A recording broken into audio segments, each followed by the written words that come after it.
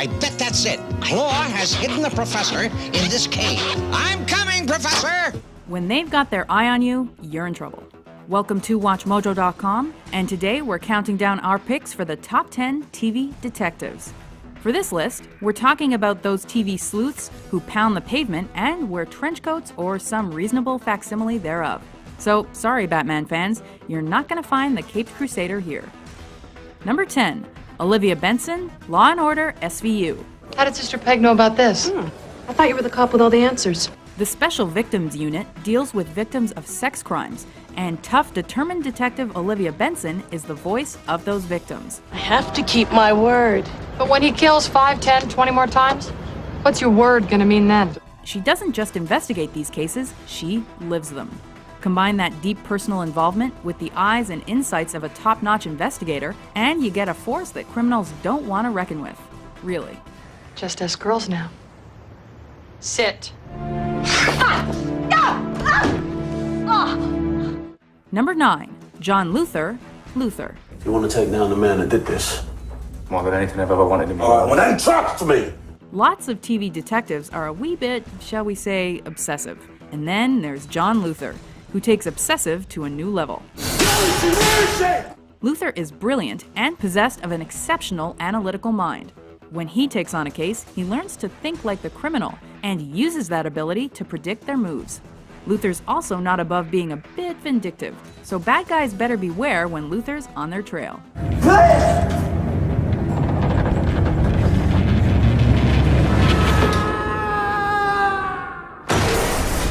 Number 8, Jimmy McNulty, The Wire. Hi, McNulty, City Homicide. Self-confidence is crucial for a detective, but The Wire's Jimmy McNulty can be downright arrogant. And why not? Major calls me at home, says I should get in early, read over your shoulder. It's got dots. Deputy loves dots. His attitude may irritate his colleagues, but damn, the man's good. You and your dots. True, he can be lacking in social skills, can't always control his impulses, and is immature. But his flaws are what make him such a captivating character. Get this crazy bastard out of here. What's the matter?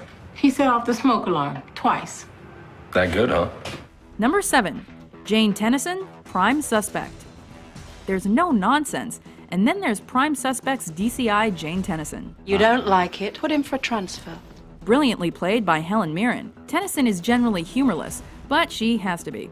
She's a woman playing in a man's world, and there's no time for distractions. Just something that George, I'm not here to question you about any other incident. She's driven to succeed, both in terms of solving cases and advancing her career.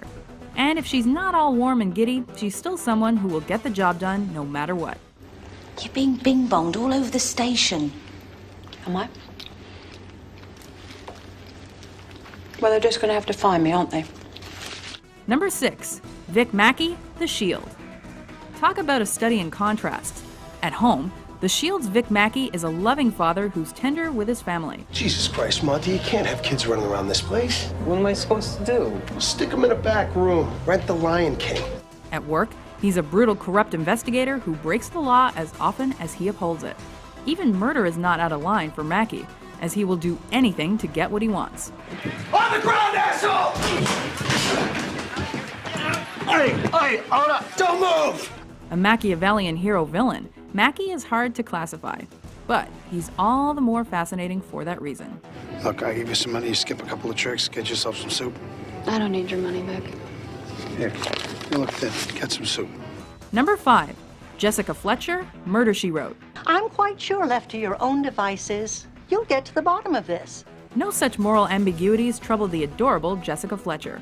A best-selling mystery author, she resides in a tiny little town in Maine, which somehow provides her with an endless stream of murders to solve. Why, thank you, I think. Warm, chatty, and friendly, Jessica is also an incredibly perceptive thinker who can weave complicated webs in which to snare criminals, as well as the hearts of viewers. I know what I want, Mr. Haggerty, and I get it. Number 4, Thomas Sullivan Magnum IV, Magnum P.I. What's this crap about Dan Cook smuggling coke? If you were a private investigator living in Hawaii, you'd probably be as fun-loving and easygoing as Thomas Magnum, especially if beautiful women couldn't seem to stay away from you. Don't let Magnum's humorous good nature fool you, though. His Navy training, innate athleticism, and keen observational skills make him a formidable opponent, even in a Hawaiian shirt. Dan Cook was murdered, and I'm gonna prove it. Number 3, Adrian Monk, Monk. I don't have any candy.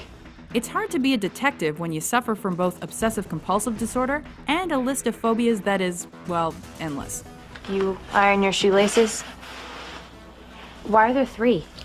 Right, left, back up. But Adrian Monk was born to the job. His obsessiveness makes him notice the things others would miss. Though his compulsions and phobias may derail his thought processes, once he gets back on track, bad guys better watch their backs. She found your wife's body. No, she didn't. She did, I was there. No, she didn't find anything. I drove her there. Number 2, Columbo, Columbo. Lieutenant Columbo, ma'am. Police. He's eternally rumpled. He wears a trench coat no matter what the weather. He has a way of wandering around a subject for what could be forever. Oh, and he can be a pest. But just one more thing. Columbo may seem like he's a bit scattered in the head, but it's all a game. He lulls suspects into underestimating him, then springs a trap that captures them but good. We just got a confession. Fella just admitted killing your wife. Number 1, Sherlock Holmes, Sherlock. Mr. Sherlock Holmes. Look at those cheekbones. I could cut myself slapping that face. By the 21st century, it seemed like Sherlock Holmes had been done to death. And then came the BBC's Sherlock. Suddenly, the character made sense in a contemporary setting. A self-centered, vain sociopath with absolutely no social skills and no seeming desire for them. They wouldn't let us see Grandad when he was dead.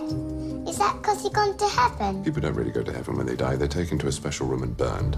And brilliant. Utterly, utterly brilliant. Sherlock can be cold and uncompromising, but the way his mind works is so compelling you can't help but get caught up in his world.